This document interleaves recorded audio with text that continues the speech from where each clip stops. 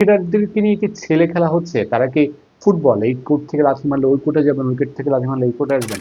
আফিফ হোসেন ধ্রুব বাংলাদেশ ক্রিকেটের ধ্রুবতারা হওয়ার কথা ছিল, কিন্তু যে কারণেই হোক তিনি সেই ধ্রুবতারাটা এখনো হয়ে উঠতে পারেনি। যেভাবে তিনি শুরু করেছিলেন আন্তর্জাতিক ক্যারিয়ারটা বা তার আগের ক্যারিয়ারটা, সেভাবে নিজেকে প্রমাণ করতে পারেনি। সে আফিফ হোসেন ধ্রুব 1 বছর পর ওয়ানডে দলে ফিরেছেন, কিন্তু কিভাবে ফিরেছেন, কেন ফিরেছেন তার কোনো সদুত্তর নেই বিসিবির কাছে, বা কোনো উত্তর দেওয়ার প্রয়োজনীয়তা মনে করছে না বিসিবি বা যে নির্বাচক প্যানেল আছেন তারা।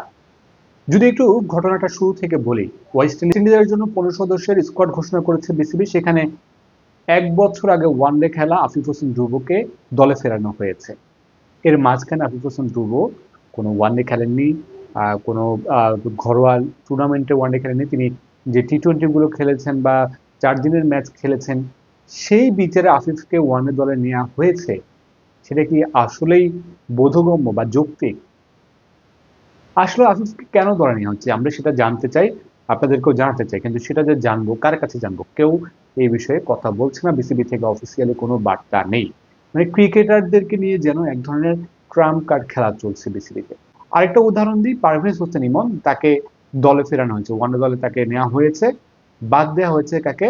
জাকির হাসানকে, যাকে দীর্ঘদিন পর লাস্ট আফগানিস্তান সিরিজে দলে ডাকা হয়েছিল, কিন্তু একটা মাত্র ওয়ানডে খেলিয়ে তাকে দল থেকে বাদ দেওয়া হয়েছে। কি কারণের ব্যাখ্যাটা কি আসলে? ক্রিকেটারদেরকে নিয়ে কি ছেলে খেলা হচ্ছে? তারা কি ফুটবল এই কোর্ট থেকে লাথি মারলে ওই কোর্টে যাবেন, উইকেট থেকে লাথি মারলে এই কোর্টে আসবেন? কেন কেউ দলে আসছেন, কেন কেউ দল থেকে বাদ পড়ছেন, সেটার যৌক্তিক কোনো ব্যাখ্যা, যৌক্তিক ব্যাখ্যা কি কোনো ব্যাখ্যাই পাওয়া যাচ্ছে না নির্বাচকদের কাছ থেকে। বিসিবি থেকে অফিসিয়ালি কোনো স্টেটমেন্ট দেওয়া হচ্ছে না। সবকিছু মিলে হযবরল অবস্থার মধ্যে দিয়ে বাংলাদেশ ক্রিকেট যাচ্ছে। চ্যাম্পিয়ন্স ট্রফির আগে বাংলাদেশের সবশেষ ওয়ানডে সিরিজ ওয়েস্ট ইন্ডিজের বিপক্ষে সিরিজটা, তার আগে দল নিয়ে এরকম কাটাছেঁড়া, প্লেয়ার বারবার পরিবর্তন করানো, যাকে ইচ্ছা তাকে নিয়ে আসা, যাকে ইচ্ছা তাকে বাদ দেওয়া, সেটা বাংলাদেশের ক্রিকেটের জন্য একটা ভয়াবহ বার্তা দিচ্ছে।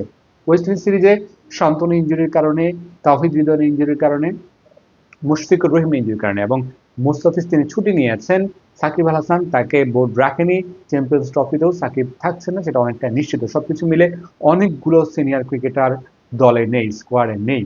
সেই সময়টাতে যারা নির্ভরযোগ্য আছেন, যাদেরকে নিয়ে আপনি চিন্তা করতে পারবেন ভবিষ্যতে যদি কেউ বাদ পড়েন, পারফরমেন্স অ্যানালাইসিস করে কাউকে দলে নেবেন বা কেনই ক্রিকেটারদেরকে দলে নেওয়া হচ্ছে, সেই ব্যাখ্যাগুলো জানাটা খুব জরুরি। সেই ব্যাখ্যাগুলো যেমন জানা হচ্ছে না, একটা ভুতুরে পরিবেশ তৈরি হয়ে গেছে, কেউ কথা বলতে চাচ্ছে না। আমি নির্বাচকদের সাথে কথা বলার চেষ্টা করছি, কেউ এই বিষয়ে কথা বলতে চাচ্ছে না। প্রধান নির্বাচক উইনি যে আছেন, তিনি দলের সাথে আছেন, তিনিও সেখান থেকে আসলে কোনো বার্তা দেয়নি। আর এখন বর্তমানে লাস্ট কিছু সিরিজ ধরে একটা নতুন ট্রেন্ড শুরু হয়েছে বিসিবির দল ঘোষণার পরে। বিসিবি থেকে একটা ভিডিও বার্তা দিয়ে দেওয়া হয়, সেখানে কে বাদ পড়েছেন, কে এসেছেন, সেটার একটা মানে একটা জেনারেলাইজেশন করা হয়, একটা বার্তা দিয়ে দেওয়া হয়। সেখানে সাংবাদিকদের কোনো প্রশ্ন করার সুযোগ থাকে না। প্রশ্ন থাকে সাংবাদিকদের অনেক, যে এই প্লেয়ারটাকে কেন নেওয়া হয়েছে, এর পারফরমেন্সটা কোথায়, সেই সুযোগটা থাকছে না। সবকিছু মিলে বিসিবি নতুন ভাবে যে শুরু করার কথা বলা হয়েছিল বিসিবি থেকে, নতুন করে সাধারণ যে বলা হয়েছিল, যেখানে জবাবদিহিতার কথা বলা হয়েছিল বারবার, সেই জবাবদিহিতাটাই হারানোর পথে, সেই জবাবদিহিতাটাই নেই। এভাবে চলতে থাকলে বাংলাদেশের ক্রিকেট জবাবদিহিতার আওতায় না পড়লে অচিরেই মুখ থুবড়ে পড়বে বাংলাদেশের সমর্থকদের কাছে, বিশ্ব মণ্ডলে, বিশ্ব ক্রিকেটে, আন্তর্জাতিকভাবে সব জায়গায়। ভালো থাকবেন, সুস্থ থাকবেন, আপনাদের আশপাশে যারা আছে তাদেরকে ভালো রাখার চেষ্টা করবেন, নিশ্চয়ই কারো ক্ষতির কারণে দাঁড়াবেন। আল্লাহ হাফিজ।